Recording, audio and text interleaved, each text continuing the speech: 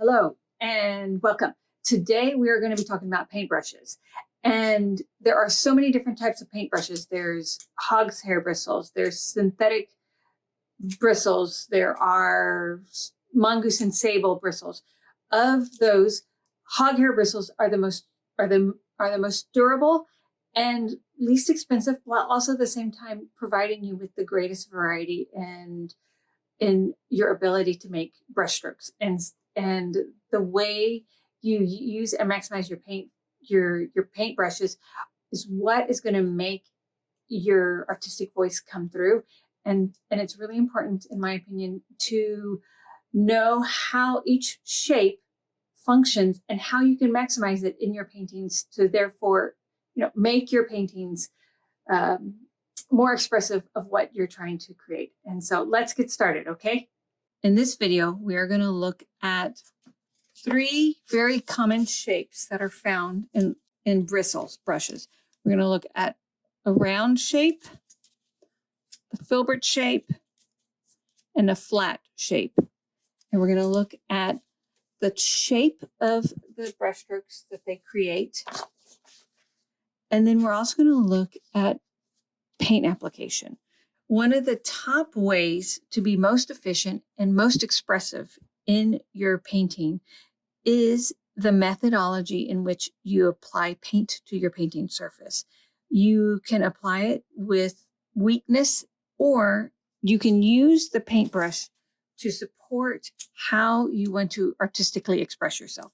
So let's get started. So let's first talk about the shape itself. So a round bristle brush, it has bristles that are longest in the center, and then as you go out and around, the bristles get smaller. So when you apply pressure, the center of your brushstroke is going to have the most pressure on the canvas, which means that for a paint stroke, the center is going to go down the thinnest and the edges are going to go down the fattest in paint.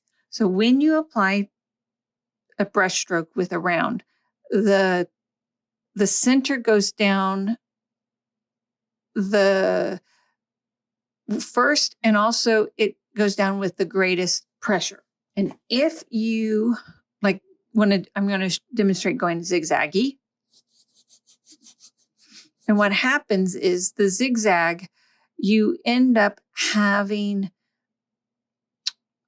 the center of the brushstroke goes down and rubs it in the most, where the edge is one of the best ways to apply paint is to apply it in such a way that maximizes the shape of the brush. You can go. And I'm rolling my brush so that way I can kind of get more even. And so you'll see in as the paintbrush gets loaded,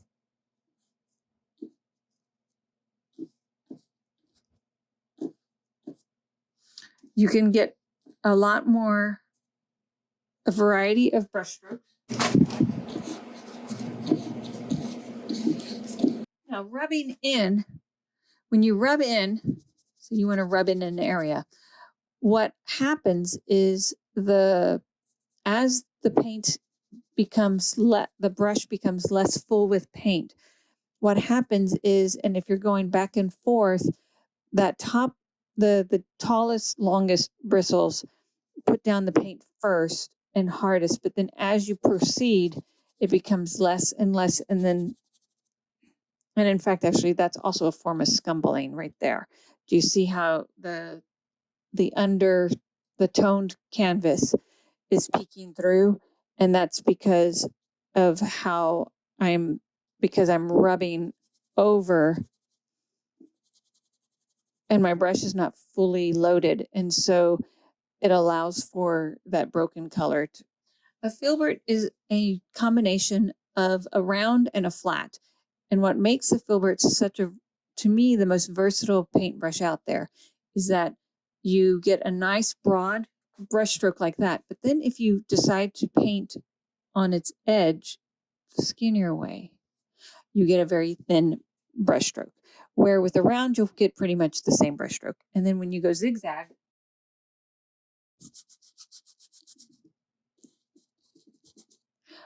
you get, it's almost like a round in how it goes down.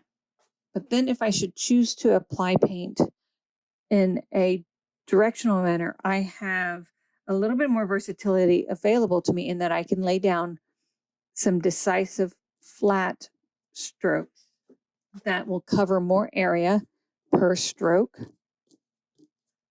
But then I can also do what are like a 3/4 brush stroke, which makes it just a little bit thinner. If I want to even paint more narrow, I can actually always just paint and cover by going the thin way. So essentially in one brush, you can get, Filberts are the most versatile paintbrush because you can get a variety. You can get the equivalent of a skinny brush stroke, the big flat, the full width. And then if you wanted to, you could do like a 3/4, which is essentially you're holding it at an angle and you're maximizing it. It's slightly, that's your most narrow brush stroke with a filbert. That's your widest. And then you can get an in between. And when you rub in, it's a very even stroke. And then if I want to scumble, it also does create a relatively even brush stroke. However, I must admit that the round does a little bit better job. Now with the flat, you get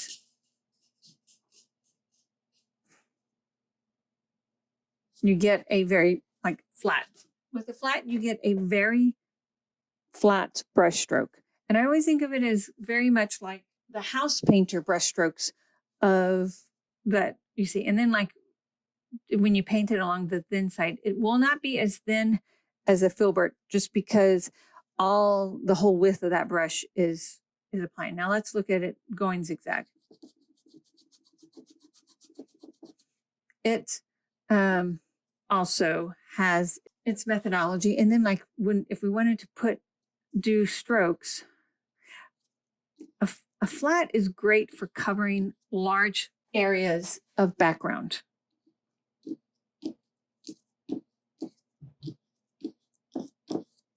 You can paint with it shortwise too.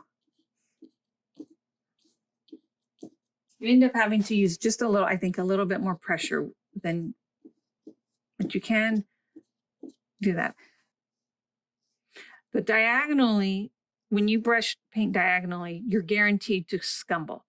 There's just no getting around the way, and it does create some really wonderful textural side effects when you paint with a flat on the diagonal. And then if I want to rub in, the flat applies the paint the thickest when you're rubbing in, and then scumbling